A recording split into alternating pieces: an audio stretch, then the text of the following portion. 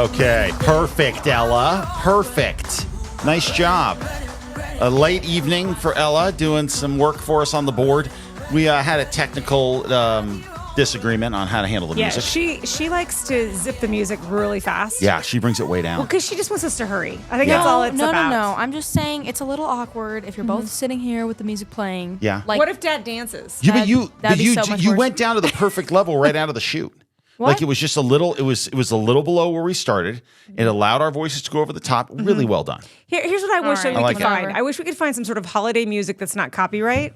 Yeah. That we could play, because I have set up some of the decorations in here. Now they're not all done. Yeah, by the way, your little pine is listing a little bit to the left. What's wrong with it? It's going a little left. It's bent a little left. Oh, well, at the top. Look at the top of it. That. We don't want that. There we go. Look at you adjusting. Look at you. Yeah. Look at you. you. We can't have any trees leaning to the left, if you know what I'm saying. Anyway, okay. See, I've tried to set up some of the Christmas stuff. No, you've done well. Not you've done well. I got a little bit done. behind me, a little bit of a situation, and the wreath behind me, which fell down in the last episode, is back. We'll see if it lasts, right? We'll see. I do love Christmas. I want the studio to have a little joy in it. Yes. Especially since we kind of bring you some of the rough news of the day. And no, we try to blend it out today. a little bit. Today we got a nice mix. We did. Actually, I think today's a pretty good mix. You know why? Because Why? I helped produce today's show. I gave you all the light fodder. Helped produce is really strong, but you did offer more than zero, which is nice. Oh my gosh, you stop it right now! I offered a lot more than even made it in the show. Okay. By the way, we'll sir. see. So, we'll get to that in a second. But I'll go a quick rundown here. Okay. Big yellow sweatshirt controversy in Albuquerque. If you're not from here, you're gonna find this one rather amusing. I don't even think you have to be here to think this one's funny. No, very, very, very true. And then we're gonna talk about AI in campaigns. Oh. Get ready, right? It's starting to infiltrate campaigns. Yes. I know. It looks like Mama's a ventriloquist because this guy. There we go. Oh, there we go. Thanks, Ella. Good morning. Ella's busy right now. Yeah, don't worry about it. And then, so we're going to talk about AI in campaigns. Then we're going to get into some of what's going on with the immigration debate and the whole story we brought you about the autism controversy in Minnesota in the Somali community there, where there are all these charges flying. Now Tim Walz has been swallowed up in this. We're going to talk a little bit about that. And we're also going to talk about the Trump accounts, which are really interesting because it's what today? Today is Giving Tuesday. Today's Giving Tuesday. Yeah. And so you won't hear this until after Giving Tuesday on Wednesday. Good point. But it's a good point. It's late at night right now. But I will tell you that it's interesting. So we're going to talk about the Trump accounts, and then Michael Dell and his wife, Susan, came up with a brilliant plan I think is really smart. There are some Republicans that are ripping it, and I think that's really dumb. Okay. So we'll talk about that. We've got elk taking over a Colorado town, and Christy's story of the day, a record-breaking 75-year-old mother. What is that all about? We'll see. Giving birth, by the way, at 75. Yes. We'll talk about that. Yeah. Thank you for allowing me to have some content in the show. I appreciate that, Mark. Yes. We put you in at the end. We put your stuff in at the end. I had lead stories today too. And you're like, nah, I don't know. I feel like I don't know. We want to talk about that or I'm not too sure. Yeah. Okay, fine. Get to it. Okay. So, a lot of you wrote us comments. Yes. And sent us pictures and video of this famous yellow sweatshirt that's making its way in the fashion world across Albuquerque. Paul Gessing was the guy who kind of, I think, originally broke this story. He's our friend over at arrowsoфenchantment.com, Rio Grande Foundation. Paul's always a great guy, interesting guy.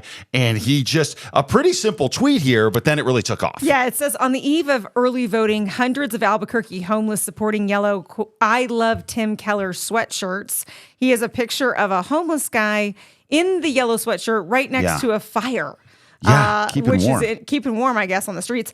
Also, Albuquerque Raw, they also posted video and stuff like that. It kind of just went viral. It took off. Then it became, the conversation became, who gave all these? It's hundreds of sweatshirts, by the way. So my understanding is it's quite a few of the homeless people have these sweatshirts on. It became a bit of a battle, I think, of who supplied all the sweatshirts? Right. You see him cruising around town. Look at this guy with his own cart. And then you got one that's been discarded. It looks like a little dirty there. Yeah. As a matter of fact. Other people wearing it. Pair wearing it. Yeah, pair's wearing it. I got to say, whoever did this, it was, I mean, first of all, you're going to watch the reaction from both campaigns. Oh, but it's fiery. This is a piece of political gamesmanship that is next level. I mean, I have to say, that no way, no how. I mean, this is what's so great is what all the comments coming in. People are blaming Keller. People are saying that this was his campaign, and then other people are yelling at the other campaign that are writing into us. And I'm sitting here going,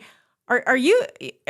Hold it, Els. Can you pause it right there? Way that video. Yeah. Either one of these campaigns had anything to do with this. Well, so what the great part is, though, and I've got to give Amy Barella, the head of the Republican Party in New Mexico, credit. She goes out there, and I know she knows better than this, but it's so great because she goes out there and accuses Keller of just using the homeless as propaganda for like a yard sign. It's like they're basically wearing yard signs around. Well, that's what people wrote to us too. And I think and she knows this, but it makes her statement even funnier because it's like she's like, look at Keller. I mean, just taking the homeless and cladding them in Keller gear, and they run around. What a horrible thing for him to do. And you know she's smiling the whole time she's saying this because this is not what Tim Keller wants. It's absolutely an unmitigated disaster because everybody's talking about it, and the absolute lunacy of seeing hundreds of people around wearing these things. It's crazy. Well, and to have the ability to do this and to get this many people to wear it, it's absolutely the kind of gamesmanship this is.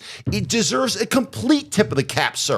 Whoever handled it. We may or may not know who that is. Yeah, I have a feeling we kind of know who it is, but I will say wholeheartedly, I can say with full confidence, this had nothing to do with Darren White's campaign. And the reason I know this so well is because we know the people that are working on Darren White's campaign, and they won't spend a dime on any marketing materials whatsoever, let alone expensive sweatshirts. So we have it on good authority that Darren White's campaign consultant wouldn't spend money on a yard sign if his life depended on it. So if you think he went around and had 200 sweatshirts printed. Oh, it's more than that, by the way. Whatever, 500 sweatshirts printed, which has to be a solid 10 grand. Yeah. Okay. There's no way that's happening. Right. I mean, this guy, it's Jay. He would never. I mean, never. He says, and I quote, yard signs don't win elections, so why would we spend money on it? I remember trying to get bumper stickers for your campaign. Yeah, no. Oh my gosh, we had to wait forever to get bumper stickers. Yeah, we got like the last week. I was like, I'll go fundraise to get the bumper. I'll sell the bumper stickers for $0.25 a piece. Like, let me have them. And so I'm telling you right now, it has nothing to do with Darren White's campaign. Yeah, no, it doesn't. But it is a happy accident for them because they're looking at it going, people, who knows? I think it's people that are frustrated with the fact that the homelessness have taken over downtown, businesses, everything.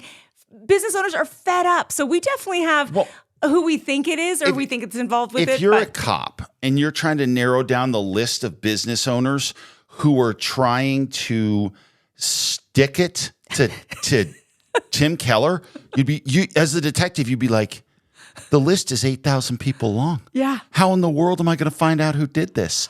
I mean, plus you look at the fact that there's no tags on them, nothing. I mean, this thing was done with the precision of a political operation, the likes we have never seen in this state. It's unbelievable. I'm sorry. I think it was actually super funny. I mean, I'm sorry, but it was really funny because the last thing that Tim Keller wants are pictures of homeless people doing drugs, passed out, wearing his sweatshirts that say, I love Tim Keller. I mean, talk about something you don't want your name attached to. Well, it's funny, and it's funny in a political sense, but in the other sense, political sense. I'm not saying make fun of homeless people. I'm not saying that. Don't get me wrong. No. I know you're not at all. I totally get it. But the thing is, what's amazing about this is finally we found something that to enrage Mayor Keller, because at this point it seems like he's just nothing seems to bother him at all. It's no big deal that we have a homeless population of suffering people up to 5,000 in the city right now. That doesn't seem to get him worked up. What gets him worked up is them actually wearing his gear. So let's go ahead and just listen to Channel 13 had their debate, and we don't have much on that, but we do have this little clip from Channel 13 where both candidates respond to Sweatshirt Gate. That happened over the weekend. A bunch of homeless people were found in sweatshirts that said, I love Tim Keller. Both parties accused each other of handing them out to the homeless. The Republican Party first sent out a statement saying, quote, using the homeless as political pawns is a new low for Tim Keller and shows just how tone deaf he is. Tim Keller's campaign claims Darren White supporters are behind the sweatshirt, saying using people experiencing homelessness as political props is disgraceful. Mr. White was one of your supporters behind this. We have not heard back from your campaign. Oh, I released the statement. No, I don't know who did it. I have no idea. In fact, I saw it Wednesday afternoon when I was driving from the VA hospital. I saw all the yellow shirts. I didn't know what it said.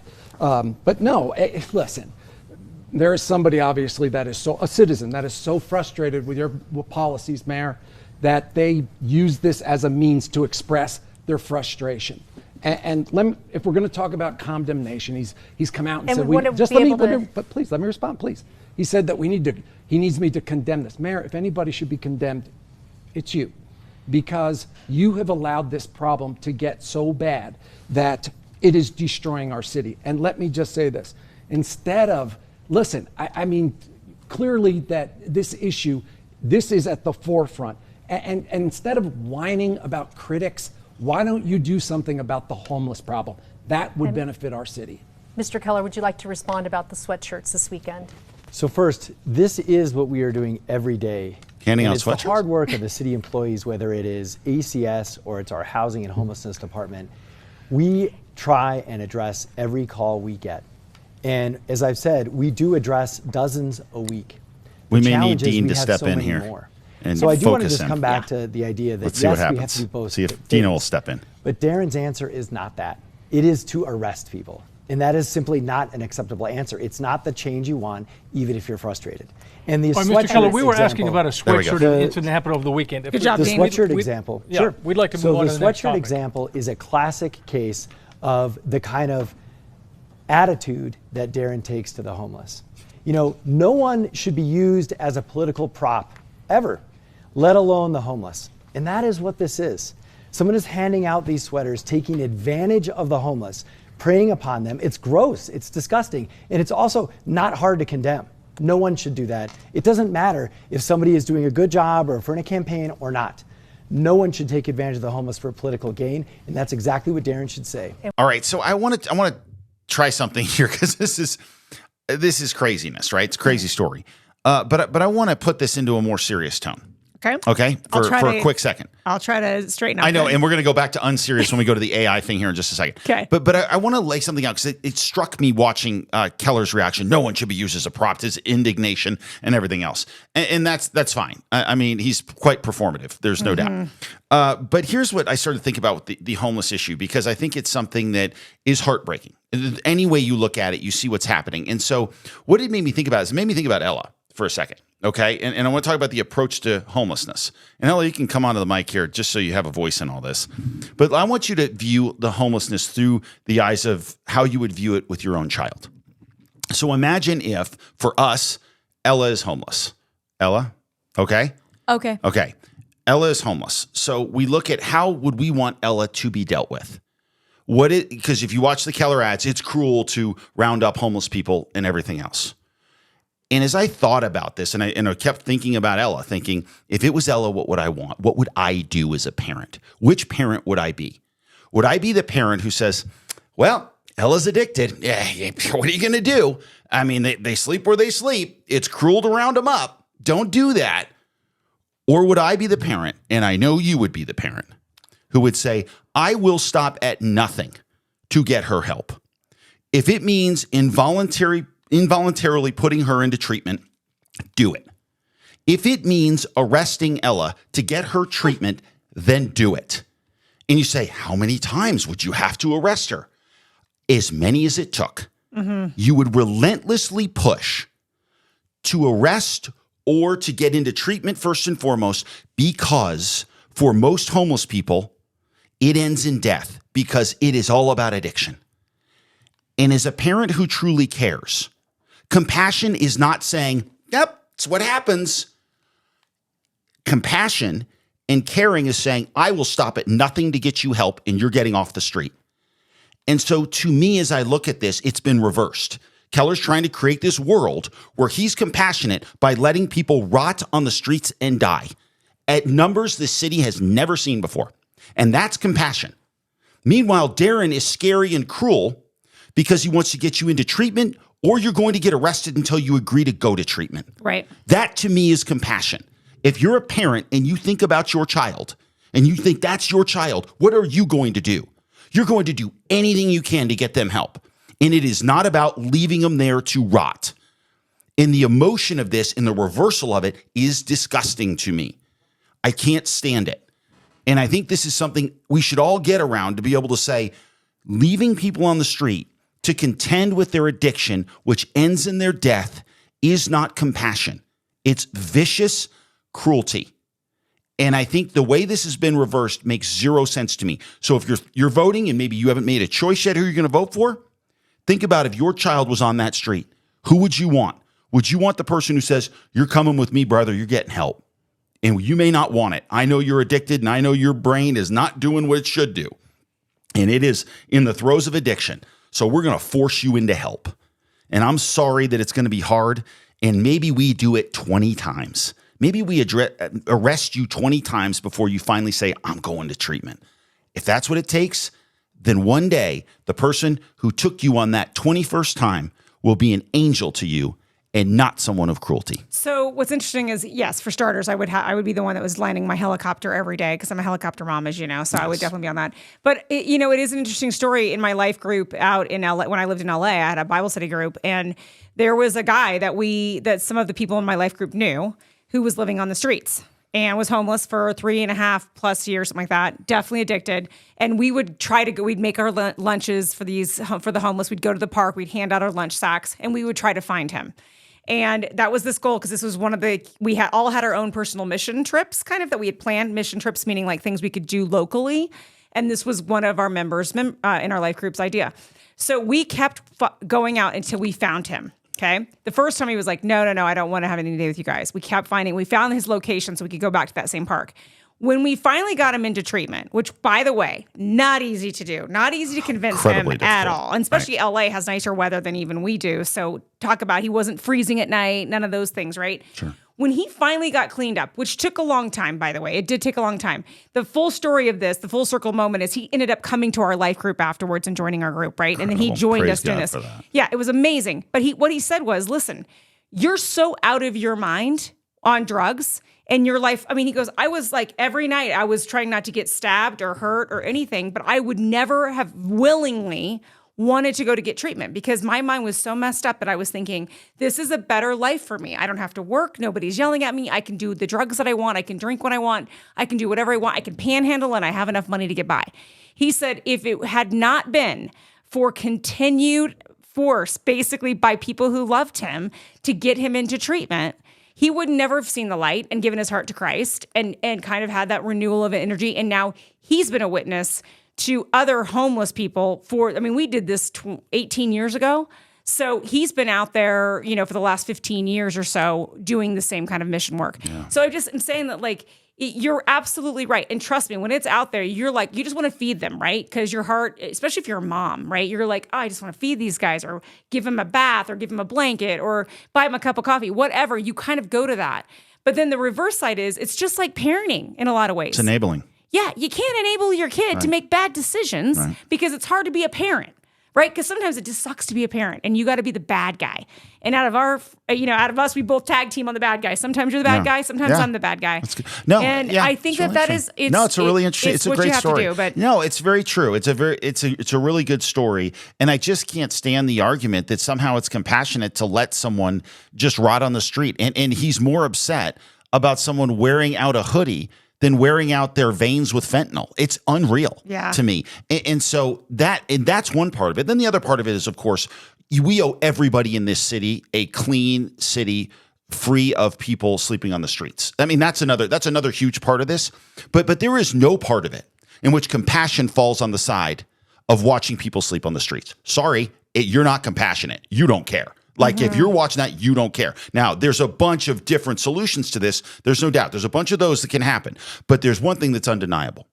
When Mayor Keller came into office, we had a third of the homeless that we have now. We are attracting them for some reason, right? Because if you make something attractive and you let people do what they want to do, it's going to be a magnet. Right. And so you are a magnet not for compassion, but you are a magnet for suffering. Yeah. Because you're just going to continue to increase their ability to what is basically amounting to a slow motion suicide attempt. Yeah, and thinking that It's all these awful. people are from here is also not true. No, Like no. we're creating an environment that is welcoming, like you just said. Yep. Okay, so let's take a little, let's lighten it up a little bit, because this is actually, it's kind of, this was not around when you ran. I can't imagine the AI videos if they were around when you ran. Oh yeah, they take your voice, Yeah, right, it and they sounds put it like through you. AI.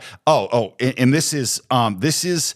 I will say the writing on this is pretty solid. It's interesting. There's some AI things you watch and you just kind of go, ugh, and you kind of roll your eyes. Yeah. If you watch this, it is rather amusing, and we'll get into the details. But this is a couple of minutes long. But this is, at least according to AI, Tim Keller and one of his latest campaign videos, or maybe not.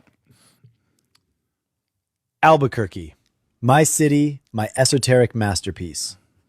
People say the streets are dangerous, but I traverse them daily.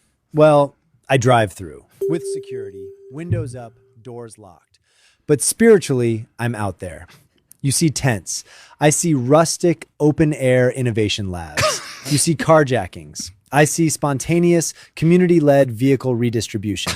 It's all about reframing through an esoteric lens of progress. I'm not hiding behind a fancy desk. I'm in front of murals I didn't pay for, looking visionary while pointing at spray paint. They say Albuquerque is falling apart. I say it's undergoing an esoteric transformation. Entropy is just step one on the road to progress. Downtown, still physically present. That counts. Yes, business is counts. left, but that's the invisible hand of revitalization, clearing space for plywood, pop-ups, and prophetic chalk art. From the sacred heat ripples of San Mateo and Central to the enlightened shouts of, "Hey, Keller!" from across Zuni, this city speaks my name, sometimes aggressively, with hand gestures or blunt objects. But love is love. I'm not just your mayor, I'm your vibe curator, your spiritual concierge of postmodern urban decay. This is not dysfunction. This is high-level esoteric governance. So next time you step over biohazards or hear the gentle hum of a Sawzall under your Hyundai, pause, breathe it in. That's the aroma of raw progress. Under Tim Keller, you're not just surviving, you're participating in an unfolding esoteric blueprint. And if you don't get it, that's on you. I'm not here to solve problems. I'm here to tweet, deflect, and double down. Because I'm Tim Keller, and I have no idea what I'm doing. But I do have a commemorative coin and a film crew. You're welcome, Albuquerque. Now shut up and vote for me again. Okay, so what's interesting about this is, first of all, now I don't know who wrote it or how it all went, but the writing is amusing. Mm-hmm. But what this starts to show is there's really, and I think increasingly now in political campaigns, you have two different campaigns going on. You have the main campaign, right, where you see a lot of the channels of communication go through either direct digital back and forth, like in other words, campaign ads, or you see the media. And when they decide to do anything, there'll be a factor and you'll hear it through those main channels. And then there's that undercurrent channel, the channel of memes or the channel of things like AI and doing things like that is all going to be a factor going forward here. And stuff like this will start to, gain more momentum and things of that nature. So this is definitely something to get used to because it's going to keep going. It will keep going. I wonder what he thinks of it. I wonder what Tim Keller thinks of that. I wonder if he's like... I doubt he's amused. Oh, you sure? Yeah. I probably doesn't think it's great. No, probably not. But it was witty. It's witty writing. The problem, these things write themselves. I mean, that's the reality of the situation. It's frightening in a lot of ways because it can be very very tricky. I was trying to figure out stuff. But okay, let's move on from this and let's talk about some. Oh, by the way, voting though will continue through Saturday, is it? And then we go Tuesday. Early voting goes through Saturday. Yeah. And then main voting for mayor and some of the city council seats that are still two of them are still up for a runoff is actually on the 9th. Is the actual Tuesday. Yeah. It's got to be Tuesday. Yep. Absolutely. Fantastic. Okay. Yeah. Okay.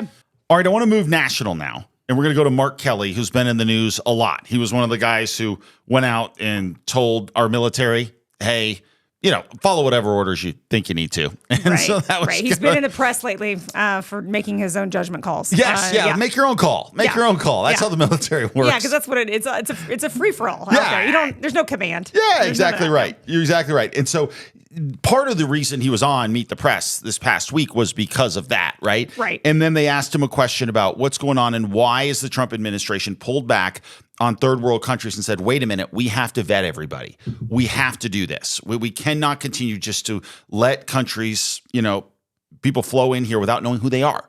Right. And so Mark Kelly goes for the lowest common denominator, and why I think it's going to be brutal going forward to try to reach any sort of bipartisan understanding of protecting this country. Just listen to where Kelly goes with this. Secretaries say that they're going to pause immigration from third world countries. I mean, I take that as a message that they don't want brown people coming to the United States. And I find that disturbing. We are a country that has always welcomed individuals that are struggling, that are fleeing famine and violence. And it would be a fundamental change to the fabric of our nation to change that. No, a fundamental change to the fabric of this country is not to have borders anymore and not to have any sort of vetting process to know who's coming into this country. That's the fundamental change, which they ushered in 5 years ago. Right? They ushered it in. It's the reason they don't have a Democratic president anymore, is because he ushered in something that the American people said, what are you doing? And even his own party said, what is going on here? And now he's going back to the lowest common denominator again. Oh, they're all racist. Yeah. This is really the sort of thing that is completely destructive, and he's pathetic. And I think you see when he does stuff like this, it's because he has no unique ideas. He has no ability to separate himself and to present a cogent vision for what this country should be from his side. And so this sort of thing is leading to issues. And you start wondering why. And you say, how do we end up with a situation like we got in Minnesota? Yeah. Right? Like, how do we get there? We get there because we have dishonest brokers who won't call things out and say, I'm going to hold everybody accountable. I'm going to answer to the American people first. Not I'm going to answer to let's take a political ideology and shove it down someone's throat. And before they realize what's happened, it's too late for them to do anything about it. Yeah. So here's this headline that came out. I believe this is the New York Times. Yeah. And this says how fraud swamped Minnesota's social services system on Tim Walz's watch. Prosecutors say members of the Somali diaspora, a group with growing political power, were largely responsible. President Trump has drawn national attention to the scandal amid his crackdown on immigration. Okay, so we're not going to go through the whole New York Times article here, but the point being in all this, political power, meaning afraid to stand up to a group who they don't want to cross. Right. And so you go back to Kelly's comments and you start mixing that with what's happened in Minnesota and the fact that you have a massive Somali community. Now, many of them have nothing to do with this, but obviously plenty do. And they ripped off the state to the tune of $1 billion. Yeah. And you can't get to that unless you have a governor or people all the way down through the structure of government in the state of Minnesota that clearly turn a blind eye. Yeah, and you have no idea what your state budget is. I mean, that's the other thing too. Is like maybe you have no idea what your budget is. I mean, I doubt it. They clearly have the budget, but they have a balanced budget amendment. They don't have a choice, right? And right, but I'm telling you, you get $1 billion in charges, and that doesn't shoot up a red flag to you. It's unreal, yeah, right? And you see insane. these things, and you know on the ground, there's no way someone rips off the state of New Mexico for $1 billion without us having some idea of what the heck is going on. To know. Yeah, right, exactly. Right, and so it's craziness. So anyway, now everybody's jumping on it, right? And NBC News had Tim Walz on, and so she asked him the question on Meet the Press. People of East African descent have been charged, convicted, and sentenced for stealing more than $1 billion in taxpayer money from government programs during COVID. As you know, Governor, that is more than Minnesota spends each year to run its Department of Corrections. So Maybe I want to give you a chance to respond to this. Do you take responsibility for failing to stop this fraud in your state? Well, certainly I take responsibility for putting people in jail. Governors don't get to just talk theoretically. We have to solve problems. And I will note, it's not just Somalis. Minnesota is a generous state. Minnesota is a prosperous state, a well-run state. We're AAA bond rated, but that attracts criminals. Those people are going to jail. We're doing everything we can. But to demonize an entire community on the actions of a few, it's lazy. No, what's lazy is you not enforcing the laws and watching the money in your state. See, if you had done your job initially, this wouldn't be happening. This wouldn't be a stain on the Somali community because you would have gone after the people right away who were doing this and thrown them in jail when they tried to rip you off for 100,000 versus 100 million or $1 billion. Right. But he doesn't do any of that, No, and immediately shifts the focus and says, yeah, there are other criminals here too. It's not just the Somalis. And you're like, what? I mean, well, then he also deflected and blamed Trump, right? So then it's okay, you've got the federal government now coming in to try to save the day in that state. Yeah. So it's like, little Timmy doesn't know what he's doing. I'm sorry, but like if people are blasting through $1 billion in taxpayer money for fraud and you're not sniffing that or seeing that red flag, something tells me you're not in the right position. Well, no, you didn't want to see it. You didn't want to see it. You're like, where is it? I can't see it. I can't see it. Where is it? Where is it? I mean, come on. This is crazy. So now the White House is lighting him up. As they should. So let's take a little look at Caroline Leavitt, just a little press conference that she gave on this. Somali immigrants in Minnesota have been ripping off American taxpayers. In fact, 86 people have been charged in a rampant and widespread fraud scheme spanning multiple programs in Minnesota. Of those 86, 78 of those people are Somali, 91% of them charged. So far, 59 of those people have been convicted for their roles in fraud plots that have stolen $1 billion from taxpayers. In one scheme, and this is egregious, a nonprofit and its affiliates with these Somali migrants claimed to have fed tens of thousands of American children during the pandemic. They were reimbursed for those meals by taxpayers. However, federal prosecutors found that almost all of those meals were never even delivered to hungry children. In fact, those organizations' leaders spent the money on houses, luxury cars, and real estate in Turkey and Kenya.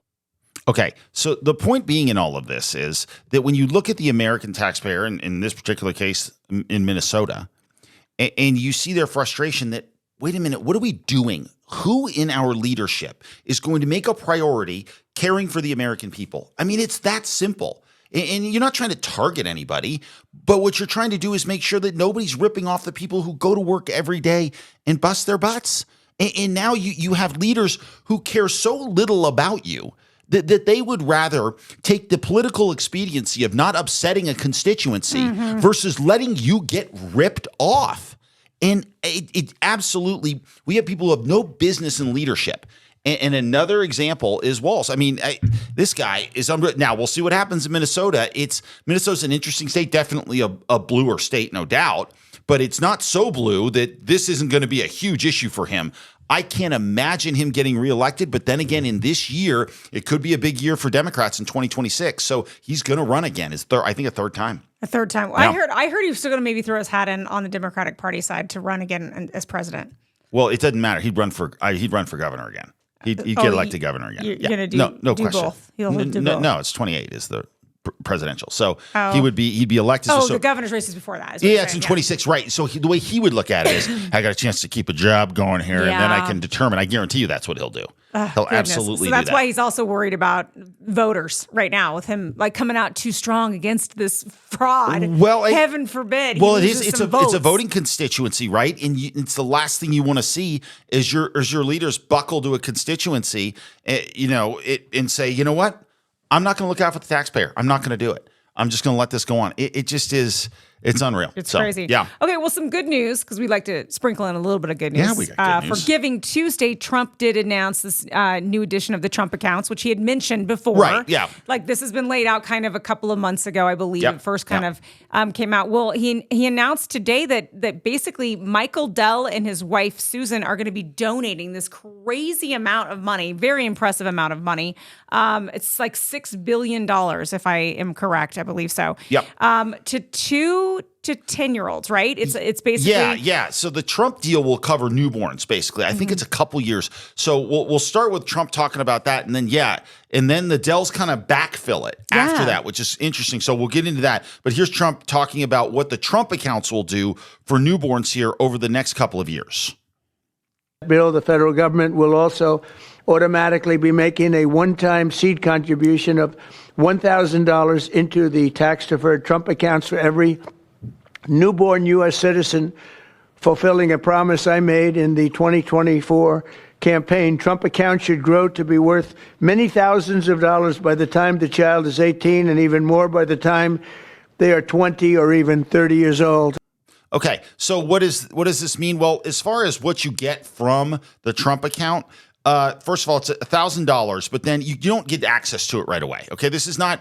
And I saw some Republicans saying, "Well, I don't like this. This is welfare." And no, I think this is actually smart and it's different, right? In other words, you put it into account. You don't get access to it until at the earliest 18 years of age, and you can use it for all different sorts of things, education, all different sorts of things like that. And lower income families would get some other potential contributions to that. But overall, it would allow it to grow, and it would show kids a little bit of how the banking system works, actually, which could be really beneficial here.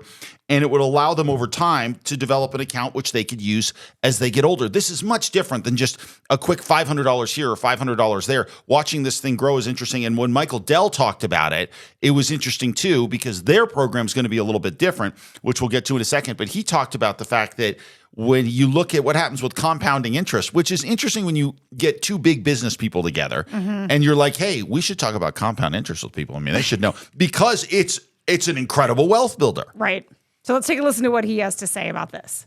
Susan and I are super excited to announce our $6.25 billion gift to 25 million American children, 10 and under, and our gift will cover most of the children that are 10 and under that are not part of the federal program, the 0 to 2-year-olds, and who also live in zip codes where the median income is $150,000 or less. And I have spoken with a number of other wealthy Americans, philanthropists, and we are confident that others will join us because we all understand the incredible impact that a gift like this can have on the lives of young Americans. So again, it's a great honor for us to be here to be able to announce this. You know, when I was 8 years old, I got a passbook savings account and I had I think about $8 in it. And you go to the savings and loan and you give them a quarter and they'd stamp your account. And I got to see the power of compound interest early in my life. And that has brought me here to this moment. And hopefully will inspire that kind of opportunity for other kids, yes, I think, yes, that yeah. got cut off. But yeah, I think it's interesting. It reminds me in some ways, I know it's not quite as elaborate. This is much more elaborate because they're going to actually partner with like, private sector basically to help, you're going to follow the stock market basically to help grow this money. But I remember my grandparents way back in the day would give me a bond. Yeah. And so that bond, you did not cash the bond, right? So the bond was given to you like as a 5-year-old or a 6-year-old on your birthday or whatever. And I don't even remember exactly how it works. I just know that I didn't touch that money until I went to college, and it was worth more than what they had paid for it. So I just remember those times. I mean, you never hear of people giving each other bonds anymore. I don't know if they do that anymore, but I mean, but that's how old I am. That's what my grandparents gave me for my birthday present. But this makes a lot of sense. I mean, in the Dell plan, will give $250 per child, so it won't be as high as what the federal government plan is, but still, you can use it, watch it grow over time. I just really like this sort of thing, and I think when I see some people on the right are just like, I don't like it and whatever else, it absolutely, this is the kind of thing that makes more sense. And I guarantee you're going to get kids who are going to get into this. They're going to watch it grow, and they're going to start to figure out what's going on with some of this stuff. And I think you're going to build over time a lot more literacy amongst our children with money than you would have without it. So I do like it. I think it's a good deal. I actually just read an article the other day about how there's a big spike in teenagers today that are more interested in kind of playing the stock market.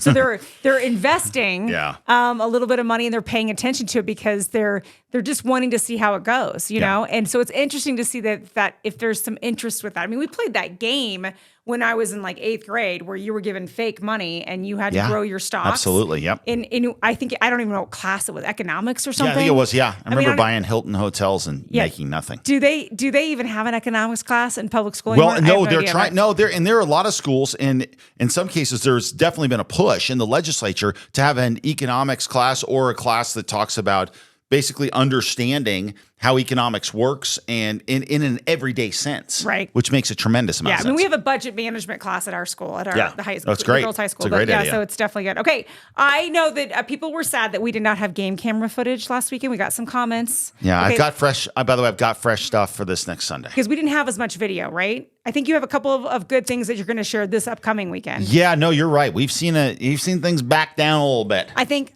this is my theory. Hunting season and winter. Those bears are like, time for me to go take a nap. Yeah, I definitely think you're right on the winter. Oh, and I'm just so sad that those bears are off. They're snoozing. Yeah, they've had enough. Little bears went off to find their little porridge and That's their little. a good point. I'm fine with that. I'm right. Okay. I'm fine with that. All right. But in the spirit of some sort of animal story. Yes, it's just this is also an animal story, is what you're saying. Okay, this is also an animal. Okay, I like that. That is my transition. Okay, you're welcome. Well done. And also because we have our own story about. This particular kind of bird. Okay.